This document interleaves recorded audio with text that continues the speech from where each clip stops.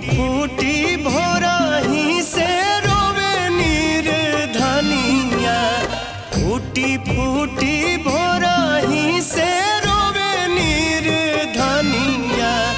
कैसे करी बरत तोहार हे माई।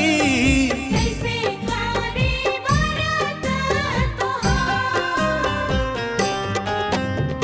एक एक दाना खातिर छछने बलकवा। मनवा भइल बालाचार हे छठी माई। कैसे करी बरत तोहार।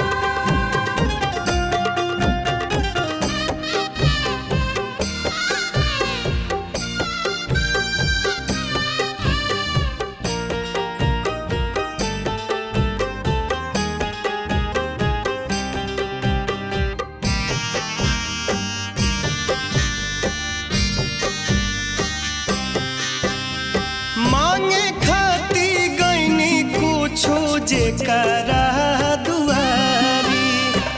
देखी के हंसेला केहू बुझे ना लाचारी।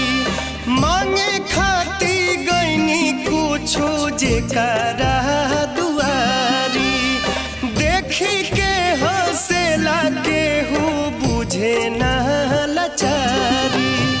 जिंदगी जियाई कैसे पी पी के पनिया। चारू ओर लऊ के अन्हार ए माई। कैसे करी बरत तोहार।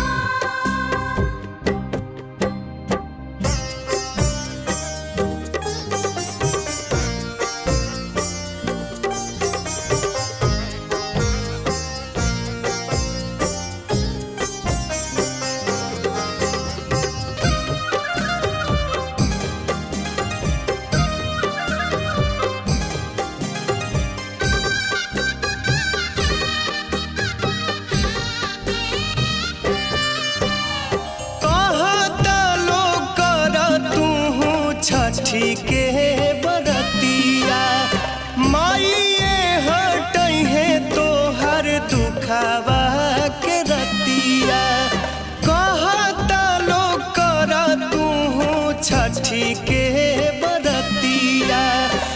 माइए हटई है तोहर दुखावा के रतिया।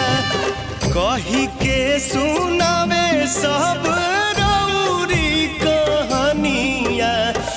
कई देलू सबके उधार हे माई।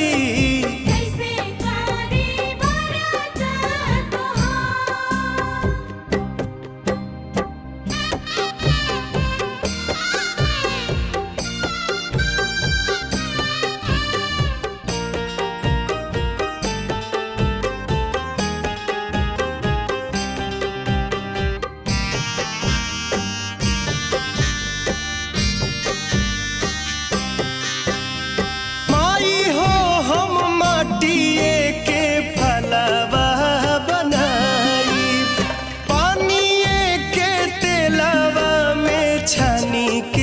सजाई माई हो हम माटिए के फलवा बनाई। पानिए के तेलावा में छानी के सजाई। साफ बाटे चूल्हा चौकी साफ बचूहनिया। करब हम छठ त्योहार ए माई। कैसे करी बरत तोहार। फूटी फूटी भोरही से रोवे नीर धनिया। फूटी फूटी भोरही से रोवे नीर धनिया। कैसे करी बरत तोहार हे माई। कैसे करी बरत तोहार। एक एक दाना खातिर छछने बलकवा।